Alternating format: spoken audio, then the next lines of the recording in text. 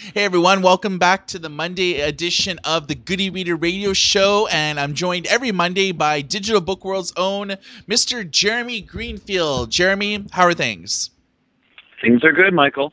So, things are good for readers with the advent of a new subscription platform launched by Amazon called Kindle Unlimited. And this was kind of leaked prematurely, about a day early. And I guess the premise of it, for those of you listening that are not familiar with there's about 600,000 titles. They've made deals with publishers such as Scholastic, but they have not reached any type of agreement with any of the big five publishers. 600,000 titles, again, both ebooks and audiobooks, for $9.99 a month. Jeremy, what are your impressions on Kindle Unlimited? Well, it was only a matter of time, it seemed, until Amazon had a more substantive entry into the ebook subscription service business, with Oyster and Scribd very aggressively going after that subscription market, and as an alternative to Amazon, a way to reach readers, to understand readers, to talk to readers, to get money from readers that wasn't through Amazon, and basically an alternate delivery channel so publishers could be less reliant on Amazon. Additionally, Amazon is making a very interesting play here, because its main business when it comes to digital reading is selling books through its Kindle service. It has Audible, obviously, that's audiobooks, and it has a self-publishing business, and it has the Kindle Owners Lending Library that you get through Amazon Prime. But basically, it mostly makes money by selling you a $10 or $12, $8 ebook on through the Kindle devices or on Amazon.com. Now, this service competes directly with it. If I'm a reader, I'm actually being offered on the Amazon page the value proposition of reading the book for free if I sign up for this Kindle Unlimited thing, if the book is available through Kindle Unlimited, or buying the book outright for probably almost the same amount of money as signing up for a month of Kindle Unlimited. So Amazon is really investing in competing with itself, and this is classic startup behavior, to sort of disrupt yourself. It's the solution to the innovator's dilemma that the smaller, nimbler companies that are unafraid to sort of disintermediate businesses are going to have an advantage over the bigger, established players that have a lot of stake in the game. Well, Amazon is showing that it can be a big, established player and also nimble and disintermediate itself. One of the big, big deals about Kindle Unlimited is the fact that indie authors are front and center. This is a platform, because Amazon was not able to reach an agreement with the Simon & Schuster's, Random House, Hachette's of the world. A lot of those titles are coming from self-published authors. And Oyster and Scribd, like you mentioned, are competitors to Kindle Unlimited, but indie authors actually can't directly submit their content to those sites. Instead, they have to use proxy services such as Smashwords in order to get their titles included in those ecosystems. But with Kindle Unlimited, all you have to do is self-publish your title through Amazon and opt in for their KDP Select program, and you can get your title in Kindle Unlimited. But Jeremy, there's a lot of contention with Kindle Unlimited. A lot of authors are not sure about how much money that they're actually going to make per title, and Amazon doesn't really have a specific figure for each title. Authors do get paid if a person reads 10% or more of your book, but that how much you get paid is an unknown. Why is that? Because with Kindle Unlimited, it works similarly for authors in the Kindle Direct Publishing Select program as the Kindle Owners Lending Library does. That's a lot of words and that's a lot of acronyms. So let me try to break it down simply. Amazon has something called the Kindle Owners Lending Library, where if you own a Kindle and you are a member of Amazon Prime, you can borrow up to one book a month for free. And it basically is a very similar selection to the Kindle Unlimited selection. Now, the self-published authors who are involved in the Kindle Owners Lending Library don't get paid every time someone borrows their book as if the book had been purchased. The way they get paid is there's a pool of money. It's somewhere in the range of $1 million, but it fluctuates month to month. I think for July it was $1.2 million. And the pool of money is divided evenly between the authors based on how many times their books were borrowed. So if author A has their book borrowed 100 times, and author B has their book borrowed 100 times, and author C has their book borrowed 200 times, and that's all the authors who have books borrowed, then author A and B will each get a quarter of the pot, and author C will get half the pot. So it's evenly divided based on how many borrows. Kindle Unlimited is meant to work the same way, that the number of borrows that the book has will determine what portion of this sort of pot that authors will get. And, traditionally with the Kindle Owners Lending Library, it's worked out to about $2 a borrow that authors would get, which if you're pricing a book at $3 or $4, that's about what you get when someone purchases your book from Amazon. But if your book is $4, $5, $6, $7, then you're not getting as much as you would get as if someone purchased your book. And if Kindle Unlimited really takes off and people are borrowing these books in droves, then the amount of money you get per borrow could go way down. And authors are very wary about this. There's a really interesting post on Digital Book World right now by Hachette author and self-published author Michael Sullivan, who talks about how Amazon has created this two-tier kind of class system for authors and making some authors, specifically the ones in Kindle Direct Publishing Select, second-class citizens when it comes to Kindle Unlimited. I'm for Kindle Unlimited, and I believe that self-published authors should be taking advantage of it. Here's my thoughts on this situation. Kindle Unlimited is US only right now, but there are plans to bring it to other markets by the end of the year. But you look at how much Amazon makes off of book sales in general. I've read a number of reports that say about $5 billion annually stem from book sales. This includes both tangible books and digital books. A lot of people say that roughly Amazon controls 65% of the U.S. ebook market, with only Apple, Barnes & Noble, and Google having minority shares. And Amazon and various other sites have said that Amazon controls, or self-published titles on Amazon account for 25% of the top 100 list. So self-published writers do quite well on the Amazon ecosystem, and Amazon probably if you look at globally, they sell the most books. They outsell a lot of bookstores in terms of the books that they sell in their ecosystem. And indie authors, I think, could really take advantage of Kindle Unlimited at this time, just because there simply isn't a lot of stellar authors that are front and center. There's no James Pattersons, no Danielle Steeles, no Neil Gaimans of the world that you're competing against. You're really just competing against other self-published authors. So I think that this is likely something that I would recommend for authors to opt into, because the Amazon just has a lot of clout in the book selling world. Now, there are some downsides.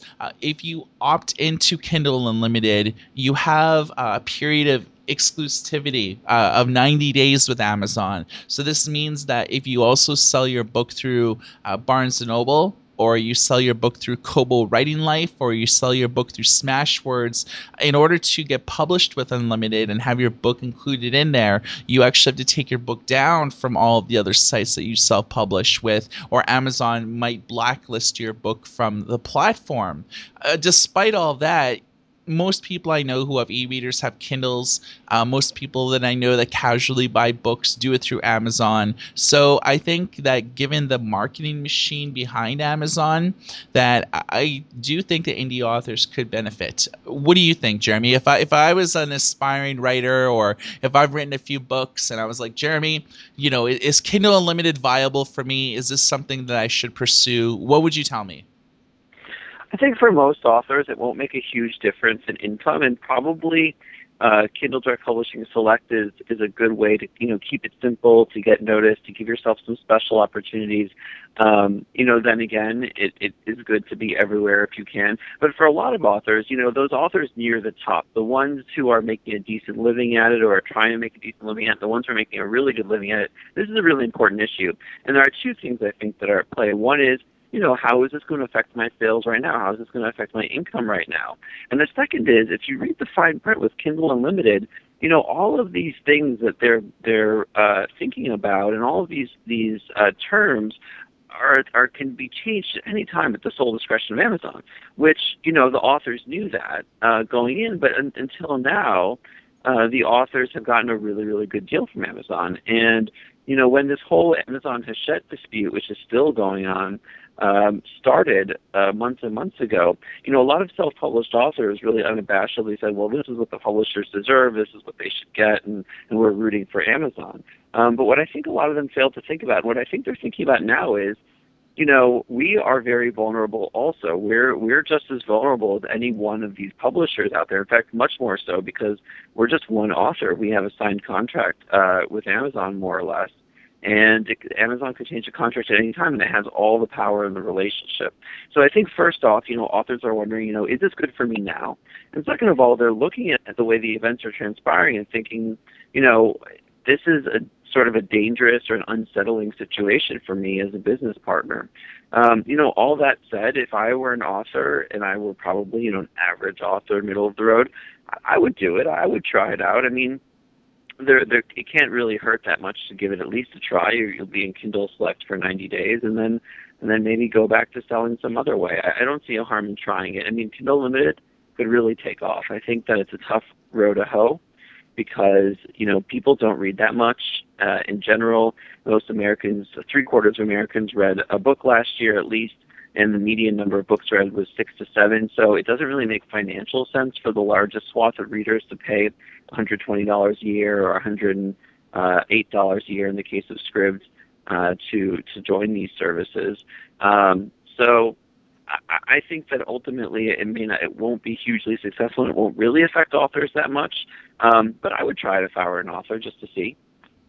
I read an interesting article in Forbes that you may be aware of about how libraries should just all close and give everyone subscriptions to Kindle Unlimited. Yeah, it's interesting that a lot of people are sort of up in arms about, now that Amazon has come out with this Kindle Unlimited thing, everyone's saying, hey, what about libraries? Everyone's disintermediating libraries. And I have a couple things to say about it. Where were these people when Scribd and Oyster came out? First of all, Scribd and Oyster are making a much more concerted effort to develop a large collection, much like a library would. Amazon has more books, but most of those books are Kindle Direct Publishing Select books. It doesn't have deals with big five publishers like Scribd and Oyster does, and it's sort of, it has cobbled together a really impressive collection, especially considering the way it's done so. But I would say Scribd and Oyster are sort of closer or more going after that sort of complete library situation. And second of all, as you probably know, and a lot of the listeners know, the situation when it comes to borrowing ebooks from libraries is just a really crappy experience. I was speaking in front of a room of NYU publishing students about a month ago, and we had them raise their hands, there were about 200 of them, and asked them, how many of you have tried to borrow an ebook from your local library? And these kids are really smart, and they love reading, and they love books, and they love experimenting, and about, I would say 25% of them raised their hand, maybe a quarter of them raised their hand. And then we said, how many of you were successful at borrowing that book were you able to do it, to borrow that book from your public library? And every single hand went down, which to me was shocking because, it's not impossible. A lot of people do it. But it's not a great user experience. So I think until libraries get a better user experience, it's not really comparable. That said, they've had DVDs at libraries forever. Libraries now offer other kinds of streaming video. YouTube is free, but Netflix is still a running business. So I don't see why that argument means that Kindle Unlimited isn't a viable business. Let's talk about non-conventional distribution methods for ebooks. A lot of publishers are saying that due to this Hachette and Amazon dispute, that maybe maybe keeping all of our eggs in one basket and really relying on Amazon to hustle the majority of our titles isn't the right call. So a lot of companies are, starting various initiatives, either selling ebooks directly, doing a store within a store concept with websites such as Books a Million. But social media right now as a tool to purchase books is suddenly looking a lot more viable this year as opposed to any other year. Twitter and Amazon have reached an agreement for a program called Amazon Cart, where an indie author could put an Amazon link to their book, and then you could reply to their tweet with the hashtag Amazon Cart, and it will automatically add that book to your shopping cart. Facebook is developing a new Buy It Now button, but they're doing it in a limited trial period where you can actually, people could post books, both digital and tangible, and then there's a Buy It Now button underneath the book. You click the Buy It Now button, you can pay with PayPal or credit cards and things like that, and then the book will automatically be delivered to you. If it's a physical book, it'll be shipped out. If it's a digital book, it'll tell you various different ways that you could have it downloaded either to your Android or iOS or to your e-reader. And now, apparently, BitTorrent is another viable alternative. As we know, when you think of BitTorrent, you think of piracy. Pirated movies, pirated books, pirated videos. But the company that started it all, which is called BitTorrent, they have developed in the last about 6 months a new free and paid system to distribute your digital content. They've had monthly bundle visitors have increased from 2.1 million to 25 million in the last 2 months.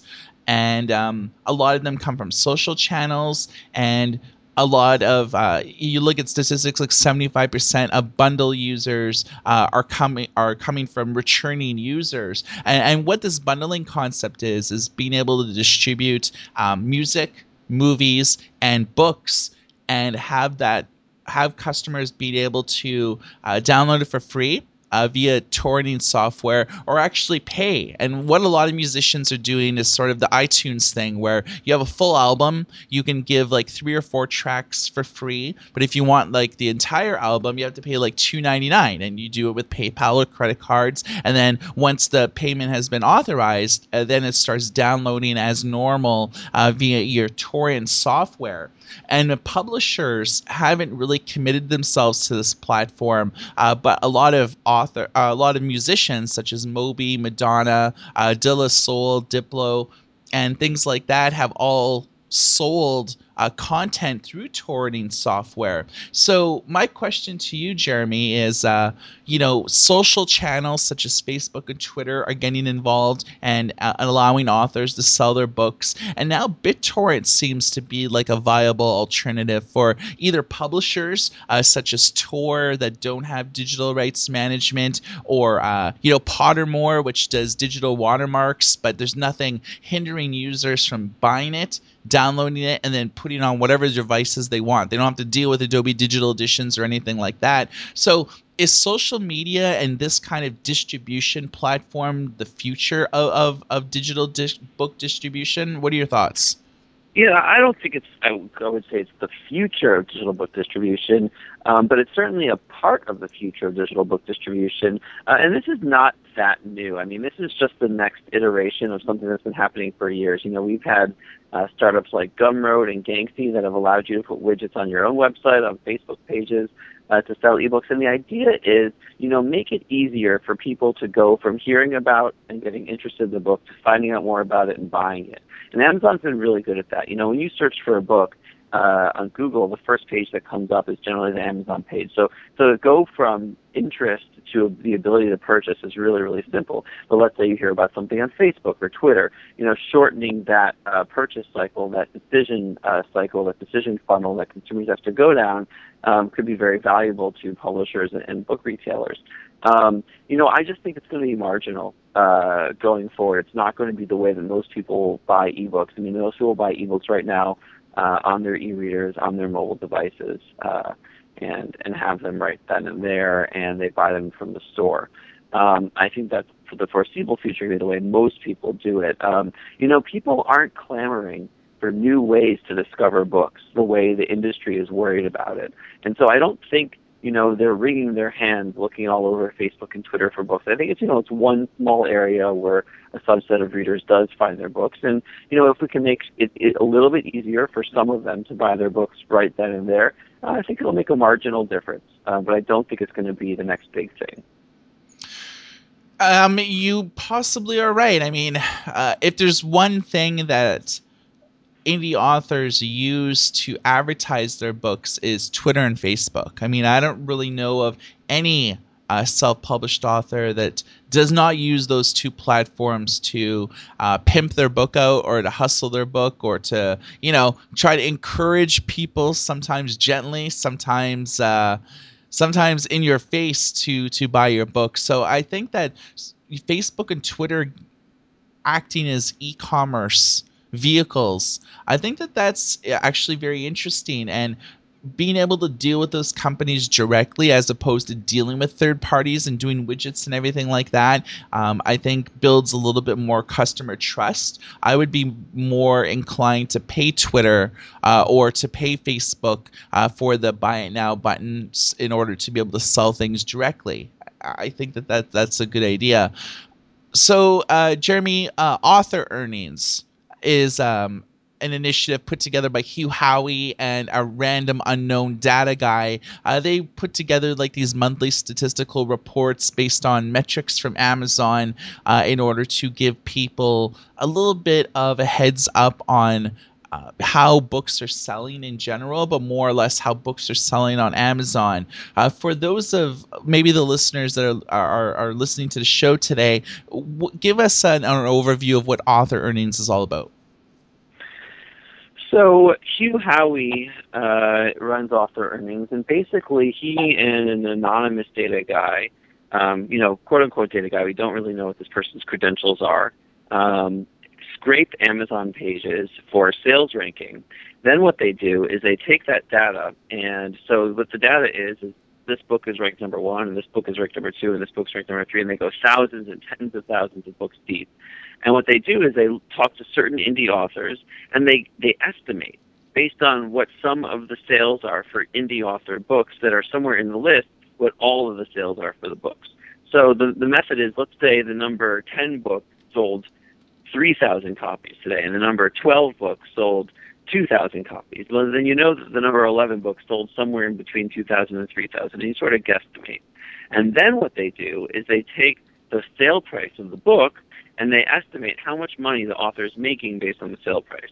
Now, if you know about statistical analysis and how the data is gathered, you already know that there are myriad problems with the way that this data is gathered. So, Michael, I'm happy to talk about the author earnings data and what the problems are, but I don't think that the results are relevant to reality because I don't think that they're accurate in the least. And I think they're actually deliberately misleading.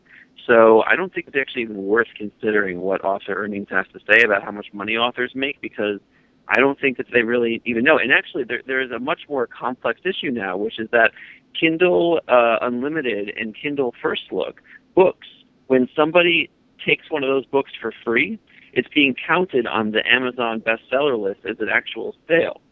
So that completely skews the rankings in terms of how many books are actually selling.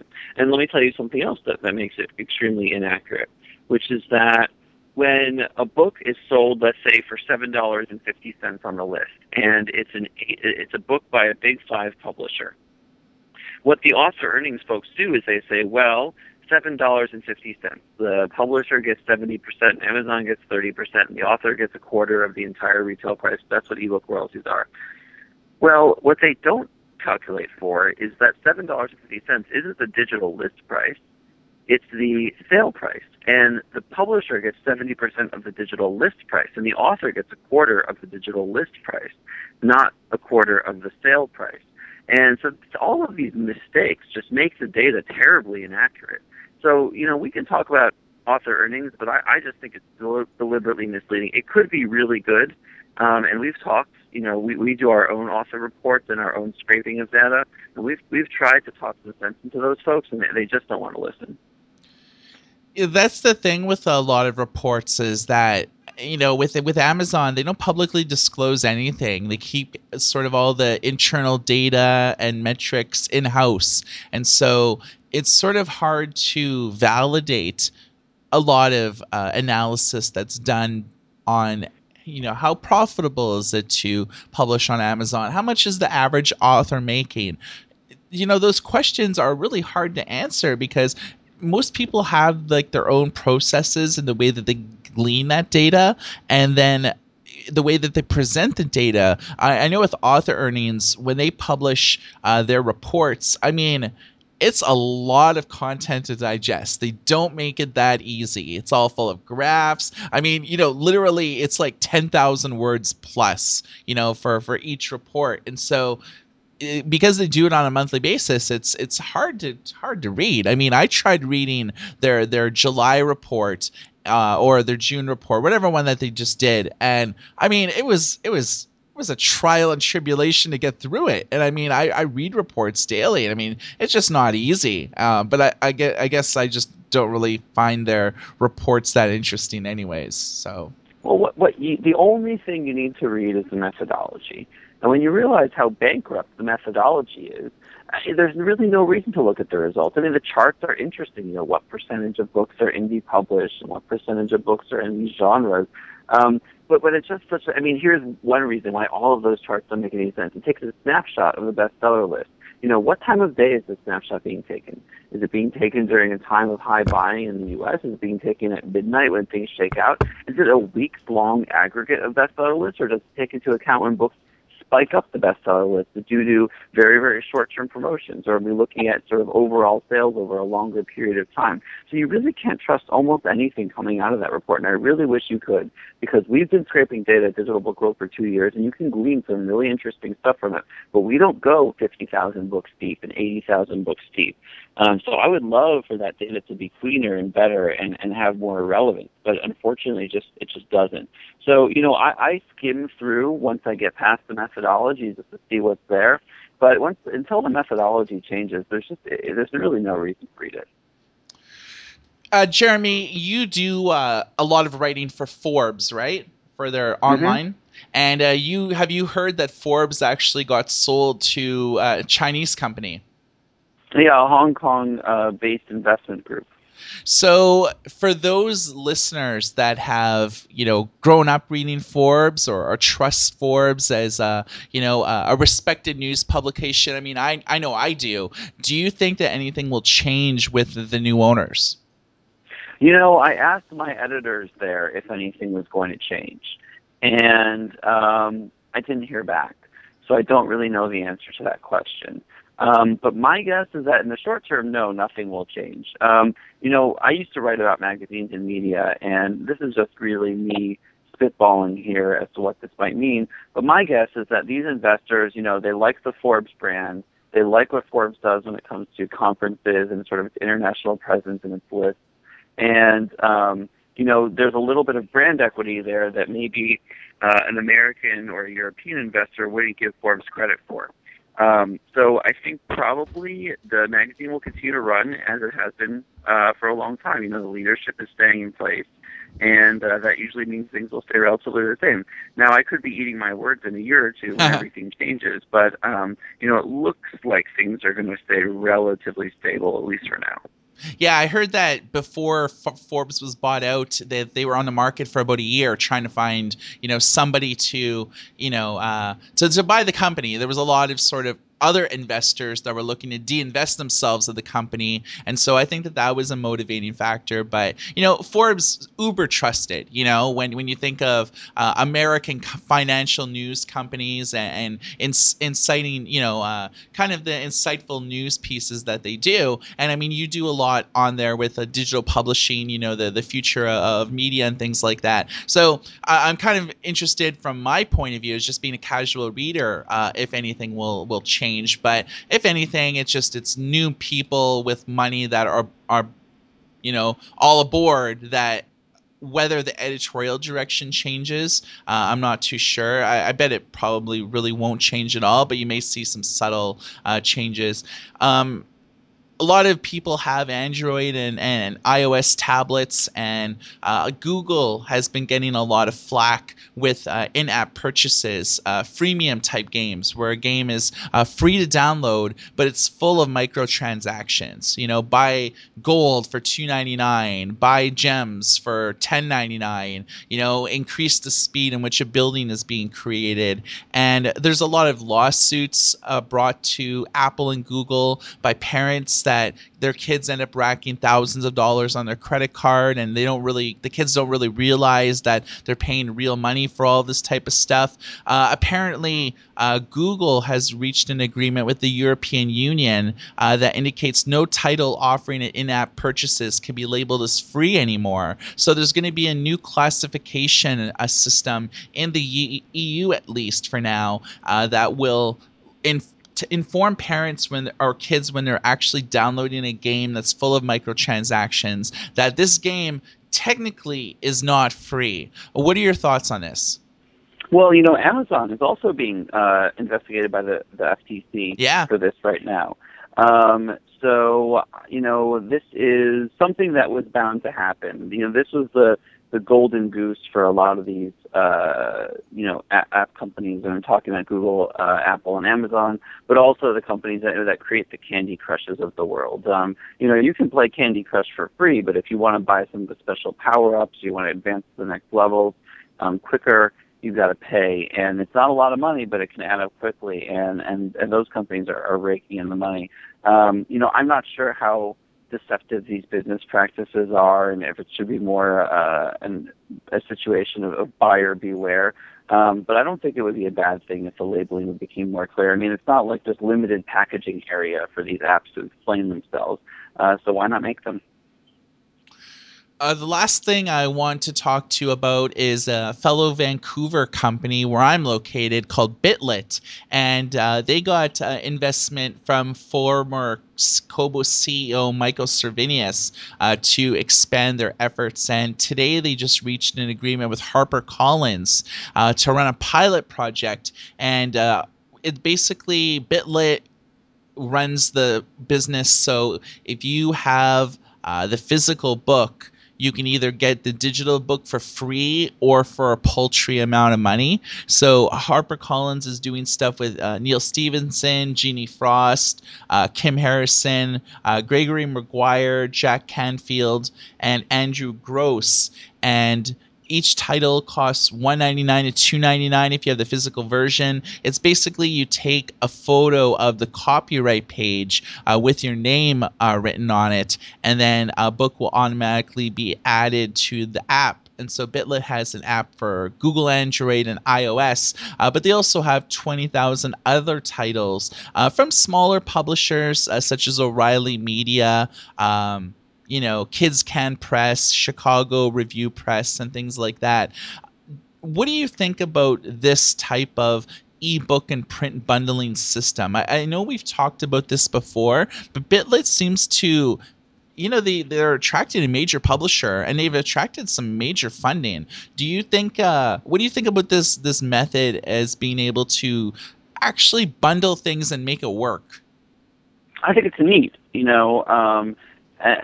For someone like me, I will often have a book, and then I'll want to go somewhere, and then I'll, really wish I had the digital version of it. And I would love a really, really easy, convenient way to make that happen. And I've talked to the Bitlit folks, and I've seen the Bitlit software in action, and it sounds a little cumbersome, but it's actually pretty neat. That said, again, right now, I think that this is marginal. The main ebook business is power readers on e-reading devices, just plowing through books. Big bestsellers going to those casual readers who are going to read, 5, 6 books a year at most, or just the 2 or 3 big books a year. So that's the main business. All this other stuff is just marginal until it isn't, and right now it is. So, I think it's cool. I think it's neat. HarperCollins has been, by far, in my opinion, the most vocal and experimental publisher over the past year and a half or so. I think it directly has to do with the fact that it has new and very different leadership than what it did 2 or 3 years ago. leadership that comes from outside of the publishing industry. And, I think this is just HarperCollins continuing to experiment, continuing to push the envelope, continuing to see, what else is good, what else is out there, what else will work, what else might not work. And, just trying things and being fearless and unafraid. So from a business standpoint, I like the move. I think it's interesting. Do I think it's going to set the world on fire? You could predict it, Michael, from talking to me on this podcast for so long now. The answer, I think, is no. Yeah, I'm actually meeting with the founder of the company this Friday because we're both in the same town. So I figure it's time that we meet and get an overview of sort of what their direction as a company is going forward. Because I've played around with their apps. It is a bit unwieldy, but considering they got a lot of funding now, it's all a matter of refining the product and tapping into the knowledge base of some pretty forward-thinking investors. Before we wrap up the show today, Jeremy, do you have any thoughts on any industry news or any type of occurrences you want to talk about? It has been an extremely exciting few months, between Kindle Unlimited and HarperCollins selling direct and some of the other things. The hits just keep on coming. And, ever since I started at Digital Book World almost 3 years ago this October, it has been never-ending wall-to-wall action. And for people out there who are they buy e-readers, they read ebooks, you're part of an exciting revolution in the way that people consume books and the way that people read. And for people who are listening to this who are interested in the industry or who work in the industry, man, what an exciting time to be a part of it. And it's exciting, it's exhausting, but I'm really glad that I'm involved. So I hope the summer's a little bit quieter for the next few months. I don't see that happening with Amazon and Hachette, still negotiating, and Amazon and Simon & Schuster also involved in negotiations. Don't forget about the Apple settlement in New York. Absolutely, the Apple settlement, that could be a big windfall for Amazon and for publishers. If Apple has to pump hundreds of millions of dollars into readers' accounts and pay them back for books that they bought, a lot of that money is going to be used to go turn around and buy more books. So that will be a big story for publishers, and that could really inject some money into the industry. I mean, remember, the U.S. trade publishing industry is about $14 billion, $15 billion or so each year. So if another billion comes into it, or part of a billion comes into it, I mean, that is a real boost for publishers potentially. Yeah, you have to figure if Apple has to pay out $450 million in damages, it's like what happened with a lot of publishers when they settled out of court, where customers aren't really getting checks as much as they are getting ebook credits with whoever they bought the books from. So if you bought the books from Amazon or Barnes & Noble or Kobo, I mean, they're basically going to be getting customers coming back that may have not been buying books from them from a while and saying, I have $10 in credit. I could buy one book at $9.99 or at $5.99, but maybe I'll spend that extra $3 or $4 and buy that second title. And then, all of a sudden people start getting more invested into buying digital books again. So, you make a valid point with, people coming back to these bookstores and using credit that they had. Certainly the credits do expire. I believe that when the publishers settled out of court, you had the credits for about a year before they expired and they just disappeared. So, in Goody Reader news, we have just released a new mobile version of our app. So if you like to keep informed about all the latest e-reader and digital publishing and ebook news on your smartphone, we have a new responsive site that is accessed by just going to your web browser and opening up goodyreader.com. But we also have an app for Android now, so you could just go to either Google Play or our own Goody Reader app store, and the link will be to the download in our show, and then you could keep informed about all the stuff on the go. So you've been listening to the Goody Reader Radio Show with Michael Kozlowski and Jeremy Greenfield of Digital Book World, and everybody take care.